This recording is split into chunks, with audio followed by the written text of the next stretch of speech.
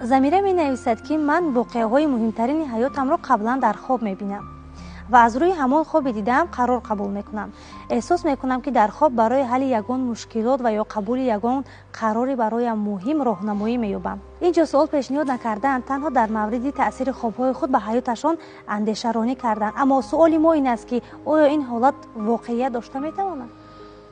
дар инҷо мо гуфта метавонем аз мақсадгузори шахс вобастагӣ дорад. вақте ки мо ба ин ё он ҳодиса ё зуҳурот бо тамоми гӯем ба пуррагӣ бовар мекунем, ҳамон чиз хоҳ нохоҳ дар ягон шакл мо метавонем ки ҳамонро гӯем ки исбот шуд.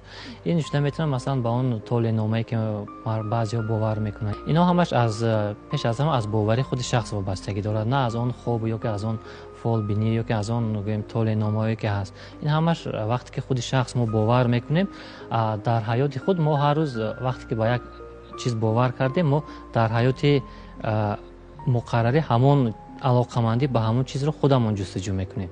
вақте ки ҳамон алоқамандиро мебинем ва фикр мекунем ки ина он чизе ки ба ман гуфта буданд ё ки он чизе ки ман дар хоби худ дида будам ҳамон исботи худро ёфт.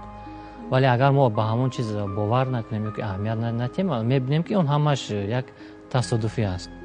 шояд ки ин гуна хобҳо аз байниш фарз кардем 100 ё ки 1000 танҳо якташ тасодуфан воқеӣ бошанд, ба воқеият рабт дошта бошанд, вале аксарияти дигараш ин бештар аз мақсадгузори шахс аст ки вай худаш дар гӯем бедорӣ ҳамон алоқамандӣ ба хобро дар ҳодисаҳо алоқамандиро ҷустуҷӯ мекунад.